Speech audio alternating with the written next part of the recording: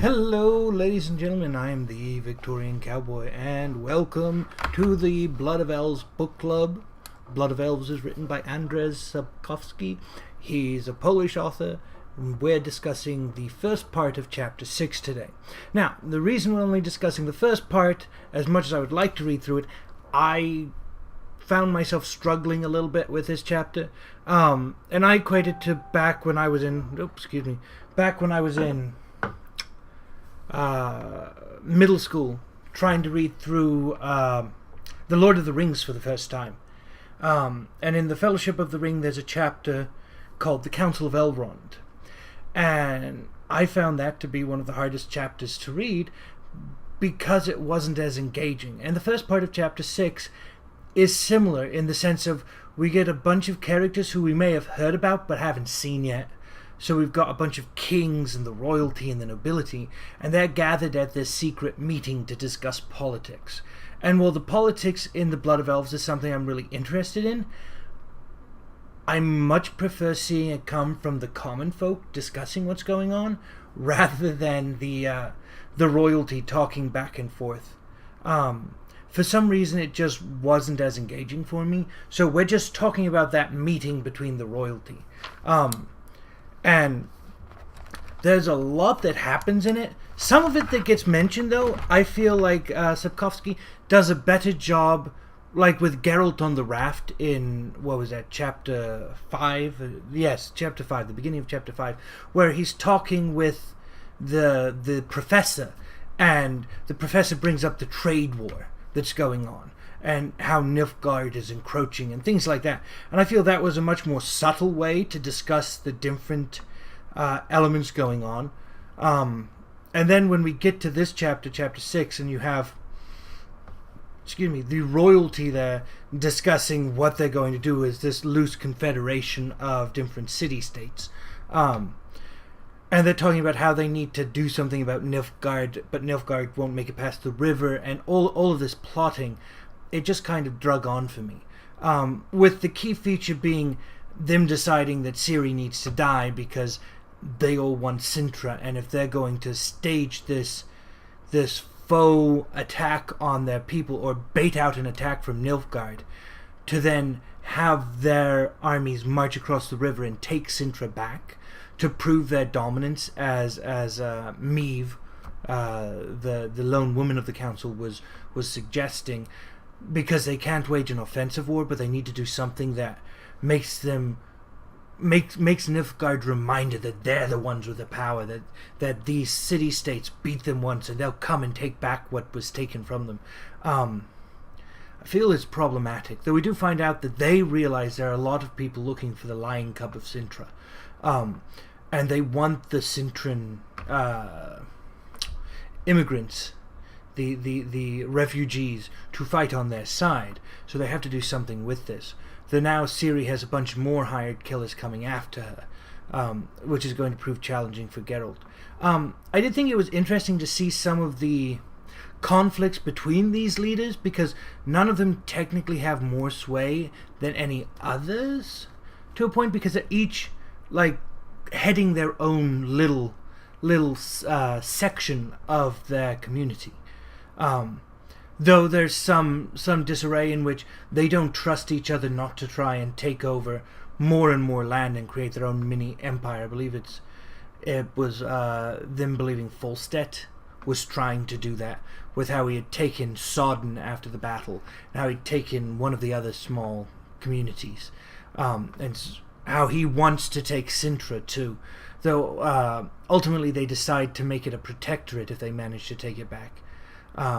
They also have no qualms about just destroying what's left of the non-humans and enslaving them, throwing them on reservations, to just prevent any more threat from them, which I feel is rather low. And in thinking about what these groups could do, rather than trying to ally with them and make them see that you are not trying to oppress them, that you think they could be valuable members of the society, and then have them wage a war on Nilfgaard for you, rather than let Nilfgaard convince them to wage a war on you. I feel like their response of, well, let's just eradicate them, is really distasteful and nearsighted. Because if they're already wreaking that much havoc on you, think about what they could do in such a vast economy like Nilfgaard. If you broke up Nilfgaard's supply lines, then Nilfgaard can't produce the goods in the trade war that you're in with them, and they can't keep your peasantry wondering if the grass is greener on the other side, so you won't have that peasant uprising. But they would rather just eradicate the non-humans and go take Sintra back themselves and kind of just stick it to the Emperor, who they believe might be looking for Ciri, with the idea of marrying her and then having the Lion Cub of Sintra be able to become the Queen of Sintra under the reign, and then having the people of Sintra basically back Nilfgaard over this grouping. So there's a lot of back and forth in it.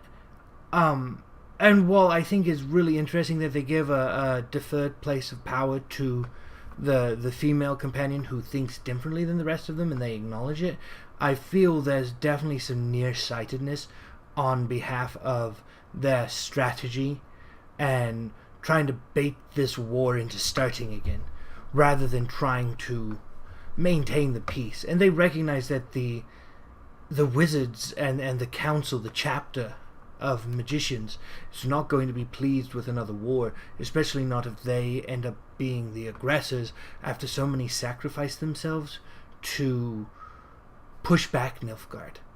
So it's kind of like poking the sleeping giant again, and then expecting to have a better result when you miraculously survive the first attack by it. It's not a wise decision at all. So while there's a lot of good things that happen in this chapter, I feel like it, just seeing the nefarious nature of these rulers just kind of left a bad taste in my mouth. And because it was a lot of talking around this table, it just kind of was drawn out for me. And much like the Council of Elrond, I didn't necessarily have the desire to read it as much until I finally made the decision to sit down and power through it. So now I'm excited because I know we get to Ciri later on in the chapter. I kind of looked at what was coming up ahead. And there's also some talk with some shady characters right after this. So the next video next week should have some of these. Like, we should be finishing chapter 6 by then. I don't see it being as quite as challenging and dull for me to try and get through. So I'm looking forward to being able to read it and actually get back to Ciri and Geralt and like Triss and Yennefer and Dandelion, because for me the royalty aren't as intriguing as these common folk who move between the layers of the hierarchy. And like Geralt is the outsider, Ciri is the outsider. The magicians are they vary in where they fall and who views them like well and who views them poorly. And then Dandelion just transcends all of it, being the bard. Though I do want to see them with the talk to the clerics. Like, I think bringing up the clerics and how they're preaching about the end times, and we saw that a little bit at the beginning. But the idea of what these clerics are actually doing to the country and the populace, and how it's going to cause either chaos or whatnot. I want to know more of this prophecy that the elf had about the white flame and the white mist, because there are a couple of things it could be that I think it would be interesting to see what more detail we can get, because we have the white wolf, that's Geralt. So just this idea of whiteness being this purity, this cleansing, and then you've got Geralt who his job is to cleanse the land of these creatures, albeit for coin. I think there's some interesting parallels there that I'd like to see fleshed out more. If you enjoyed this, give us a like, comment, subscribe. Please comment with your thoughts. I know this video I did a little bit more complaining than I would have liked to. I've been in a downer mood for a few days, just some troubles with work. But all in all, I'm still enjoying the book. I'll continue to do this book club. Every Wednesday we'll get a new video up. Ideally larger chapters, but we'll see what the time and energy allows us to do. But please join in the conversation. Let me know your thoughts. And as always, ladies and gentlemen, have a good one. Well, ladies and gentlemen, this is the end of our video. We do hope you've enjoyed it. If you have, give us a like, comment, subscribe. Let us know what you thought, and as always, have a good one.